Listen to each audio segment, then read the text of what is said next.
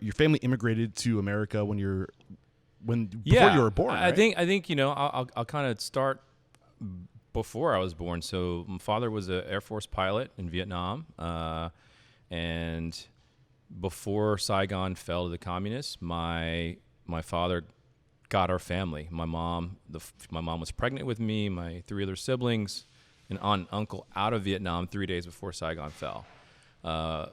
Ended up, so kind of like set the table with that. Think about it. Like, I don't know if you could imagine like you getting picked up, displaced out of your home, going to another country where, 1, you don't speak the language, Right. 2, you don't look like anyone, and literally all you have is the clothes on your back, and you have to start over from scratch. Oh my gosh! Right? Does she? So- Are there any like stories that come to mind of what she told you? Oh back in yeah, those for days? sure. And just that journey, like ending up in a refugee camp and trying to figure out like, okay, what are we going to do for work, and where are we going to live, and what can we do for work?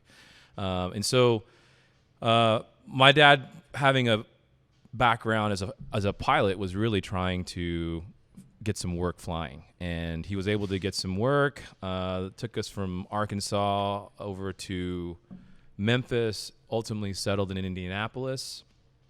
He was working for this upstart charter company, and they were trying to land a pretty big contract with the Evansville, Indiana Aces, which is a basketball team at that university. And so he was the pilot of that plane. The whole team, they were going to another game, and there was bad weather. And unfortunately, that plane crashed. So everyone on that, the CEO of the company, my dad, the co-pilot, all the basketball team coaches, everyone passed away. Yeah, it's rough, man. And so then kind of fast forward that to like, okay, now my mom's here with 4 kids. I was 2.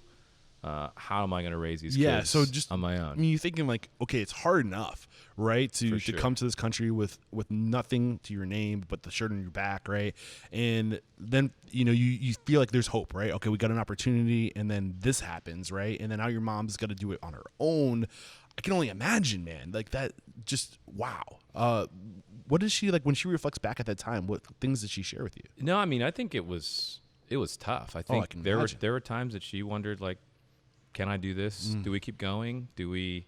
You can't go back. Yeah. Can't go back home, right? So, I think, but she always tells me there was a moment when she looked over and just kind of saw all of us sleeping, and she knew, like, I gotta grind. That's all the reason she needed, right? That's all she needed. So, we were pretty fortunate. There was a church here in Dallas called North Park Presbyterian, and they kind of helped sponsor us, bring us over here, got us an apartment, furnished it, and helped my mom like figure out how to get a driver's license and like how to go and interview and get some jobs. And that ultimately eventually ended up her working for 7-Eleven. And Okay. 7-Eleven originated here in Dallas.